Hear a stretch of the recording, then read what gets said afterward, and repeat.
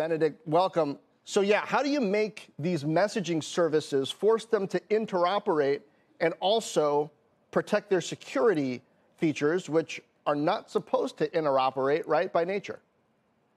Well, there's a specific question and a broad question here. There's a lot of kind of, if you look at a messaging app and say, well, it's kind of like email, but it's got a different logo and it goes instantly. So you should be able to just plug them together. And then you start asking questions like, well, if you send a Snapchat story to iMessage, that's not going to work because iMessage doesn't have stories. So who gets fined? And there's a 10% of global revenue fine sitting here. So if you're sitting in Menlo Park or Mountain View or Seattle, you're kind of looking at this and thinking, okay, you want us to plug these together, but what exactly does that mean, really?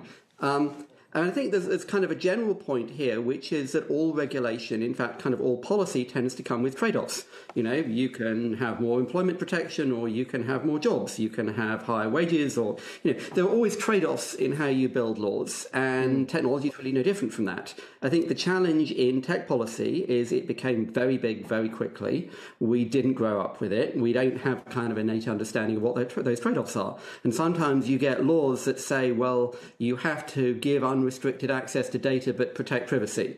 And that doesn't really work like that. Benedict, here's my problem with it as a consumer. I don't want these things interoperating. I don't want my LinkedIn messaging connecting to my iMessage, connecting to my Facebook messaging. I have these different groups of people in different buckets for a reason. And these EU regulators are kind of ticking me off as a consumer. This is a solution I didn't ask for.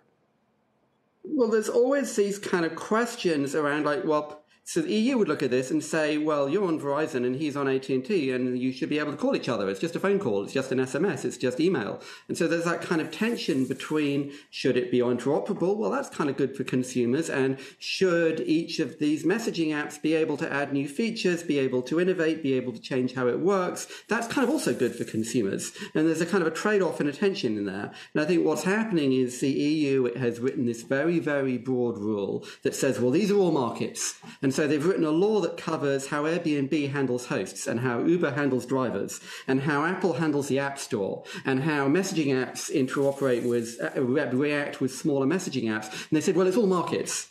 And yeah, it's kind of a really, really broad brush to draw across all of these different companies and these different kinds of products.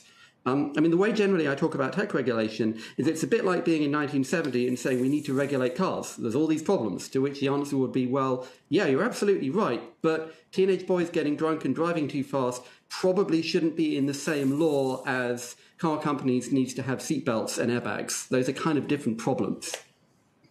Benedict, it's Deirdre. Here on Tech Check, we like to call sort of the main chief tech regulators Europe and Tim Cook. You gave us your take on Europe. I wonder, what about Apple? What have its privacy changes? Have they actually been good for advertisers and data collection and the consumer?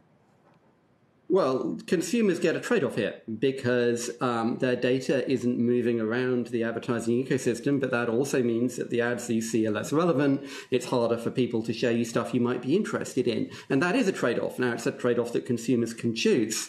The interesting thing with the way that Apple has come at this is that, I mean, as I was talking about this a while ago, and Adam Mosseri from Instagram replied saying, I would be very happy to use the data about my product that Apple uses about Apple's products. So, Apple kind of has this framing. It's like an irregular verb. We personalize. You track your users, and they violate fundamental human rights. And it's not necessarily clear that there's a difference of principle between what Apple does, what Facebook does, and what Google does. So there's certainly a question of principle there that Apple think they're protecting user privacy and they think they're protecting security. But they're also intervening in how other companies run their business and how consumers are able to experience those products, and in a way that coincidentally happens to be very good for Apple.